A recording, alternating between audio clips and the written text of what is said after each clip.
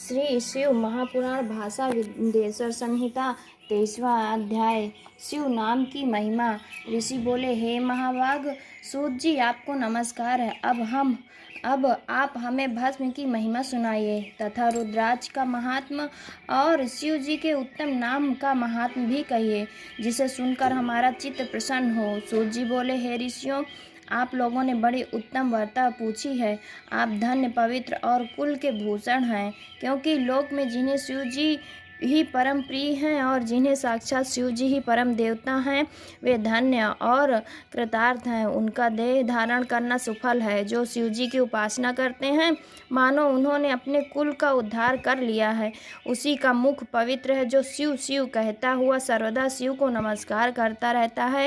हे ऋषियों, शिव जी का नाम, विभूति और रुद्राक्ष, ये तीनों महापुण्य रूप त्रिवेणी फल के समान कहे गए हैं, और जो इन तीनों को नित्य अपने शरीर में धारण किए रहता है, उसके दर्शन से पाप दूर हो जाते हैं।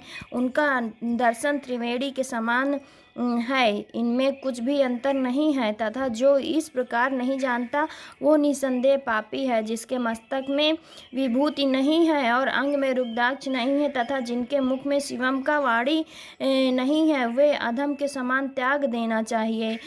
शिव जी का नाम गंगा, विभूति, यमुना तथा रुद्राक्ष पापनाशनी सरस्वती है, और जिनके शरीर में ये तीनों हैं, ऐसे भक्त के दर्शन से त्रिवेणी का स्नान के समान फल प्राप्त होता है। जब जगत के हितकारी श्री ब्रह्मा जी ने इसकी तुलना की, तो ये तीनों समान सिद्ध हुए। अतएव पंडितों को सदा विभूति धारण करनी चाहिए। उसी दिन से ब्रह्मा आदि देवों ने इन तीनों को धारण किया, जिनके दर्शन से पाप नाश हो जाते हैं।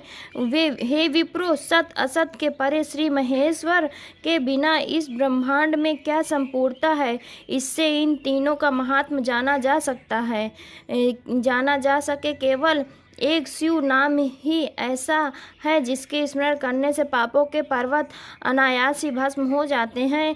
इसमें कुछ संदेह नहीं है। शौनक, जितने भी पाप मूल अनेक प्रकार के दुख हैं, वे केवल एक शिव जी के ही नाम से नष्ट होते हैं, अन्य किसी से नहीं। वही वैदिक, वही पुण्यात्मा, वही पंडित और वही धन्य है।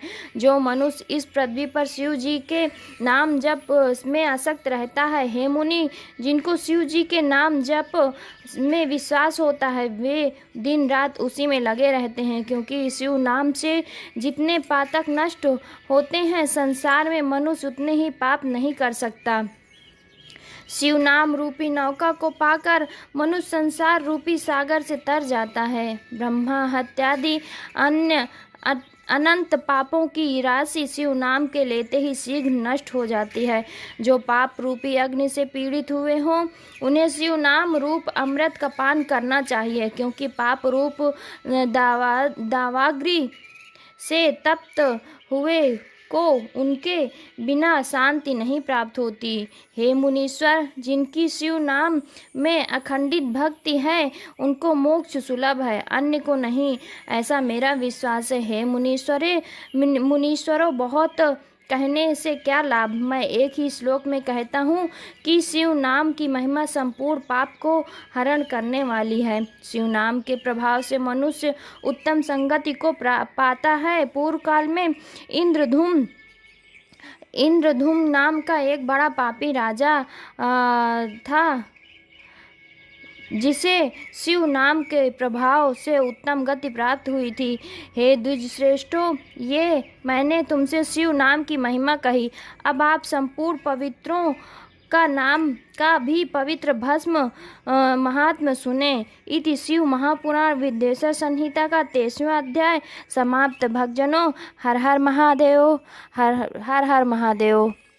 मेरी वीडियो और ये कथा आपको पसंद आए तो मेरे चैनल को प्लीज़ लाइक, सब्सक्राइब और कमेंट ज़रूर कीजिएगा। हर हर महादेव।